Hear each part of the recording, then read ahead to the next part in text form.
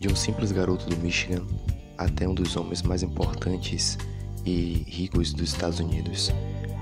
Desta feita, iremos falar sobre Henry Ford. Seja bem-vindo ao canal Homens do Século XX.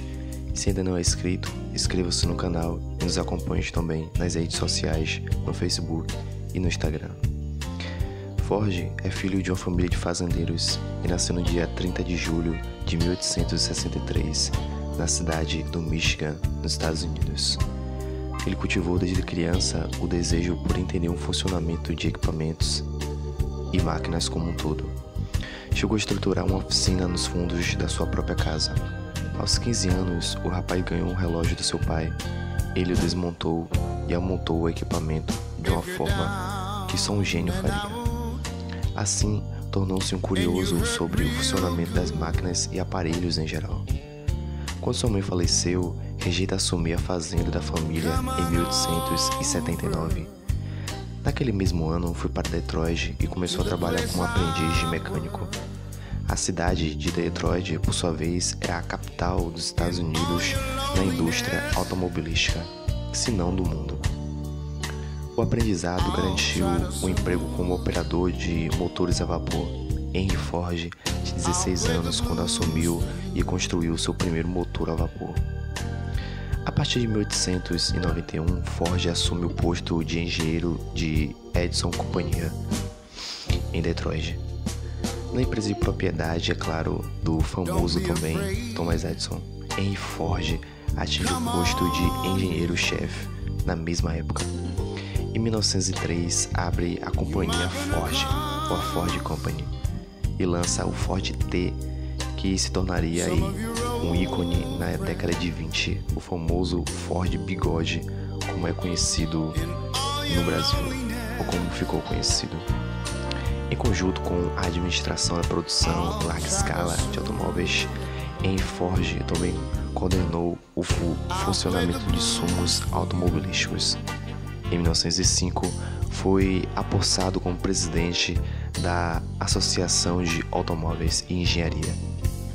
Henry Ford morreu de hemorragia cerebral em 7 de abril de 1947, na cidade de DeBoer, no Michigan. Além do legado revolucionário e do sistema industrial mundial, o empresário registrou 161 patentes e criou o sistema de franquias. Parte da sua fortuna foi deixada à caridade e administrada pela Fundação Ford, que investe na pesquisa científica e educacional até hoje. A questão da administração de Ford. Nos fins de semana, Ford desenvolvia um automóvel na garagem de sua casa. Ao ver tanta atividade, os vizinhos o apelidaram de Louco Ford. Fecha aspas. Nessa fase, cria o primeiro motor de combustão interna, patenteado em 1893. O protótipo era um quadriciclo de propulsão independente. Diante do êxito desse modelo, Ford deixa seu próprio Thomas Edison, que o aconselhara a seguir seu sonho e carreira solo. A Ford Motor Company, ou a Motor Company Ford, é fundada em 1903. Em sua fábrica, Ford implanta várias novidades na produção, como a linha de montagem em massa ou em série. Inspirado no Taylorismo de Frederick Taylor, o grande administrador anterior à Ford, criou um método que consistia em especializar os operários em poucas funções. Assim, o chassi de automóvel passava sobre uma série de esteira onde os trabalhadores colocavam os seus componentes. Com esta linha de produção, Ford conseguiu baratear o produto. Entretanto, surgiu um problema: as pessoas não tinham como comprá-lo. Por isso, reduz-se a jornada de trabalho para 8 horas diárias, com folga nos fins de semana e aumento do salário. Os veículos antes restritos a poucas pessoas tornaram-se mais baratos e, portanto, mais acessíveis à produção. Em 1914, com o início da Primeira Guerra Mundial, a companhia comercializa cerca de 250 mil unidades de automóveis. 2 anos depois, a indústria venderia ou passaria a vender cerca de 450 mil automóveis. Os produtos viraram objeto de desejo da classe média americana.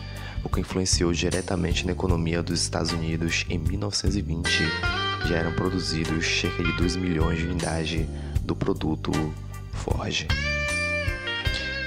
Entretanto, Ford sofreu a concorrência de outras montadoras como a General Motors. O fato de não querer aceitar as inovações, como a mudança de cores de automóveis, por exemplo, era só preta, fez com que as vendas dos carros diminuíssem drasticamente. Atendendo aos pedidos de seu filho, Ford lança outro modelo chamado Ford A, que seria, de certa forma, um grande sucesso. Algumas frases de impacto de Ford são essas, abre aspas: "O insucesso é apenas uma oportunidade para recomeçar com mais inteligência. Um idealista é alguém que ajuda o outro a ter lucro. Corte sua própria lenha, assim ela aquecerá você 2 vezes." Um detalhe interessante a se notar sobre Ford é que ele investiu pesado aqui no Brasil. Cerca de 18 anos, para ser mais exato, cerca de mais de 130 milhões de reais o dinheiro gasto naquela época, se formos traduzir de dólar para real nos padrões atuais. A famosa Fordlândia, ou simplesmente uma cidade do tamanho de Goiânia, no Amazonas, foi construído do nada por Ford. Contratando diversos trabalhadores e aplicando o método ali de 8 horas por dia de trabalho, folga no fim de semana, aumento de salário, Ford ali fecha um acordo muito importante com o cafeicultor José do Monte Vilares. Todavia, José do Monte tinha outras intenções e comprou ou deu o terreno a Ford totalmente adulterado, onde Ford não conseguiria, por exemplo, conseguir plantar ali a látex ou extrair a própria borracha das seringueiras, dando ali uma rasteira no Ford já naquela época. Infelizmente, o Brasil durante 18 anos não aproveitou em nada as indústrias Ford naquele tempo. Ford retirou-se a Fordlândia do Brasil, doando o que restara ao governo brasileiro, que infelizmente até hoje nem para museu deixou a Fordlândia como lembrança. A Fordlândia ficou abandonada e os milhões de dólares e de trabalhadores e tempo que Ford e a indústria investiu no Brasil, infelizmente, não foram para frente. Atualmente, as indústrias Ford também estão se retirando do Brasil, infelizmente. Muitos dizem que é por conta do alto imposto, outros dizem que é por conta de algum boicote político, outros até simplesmente apenas lamentam.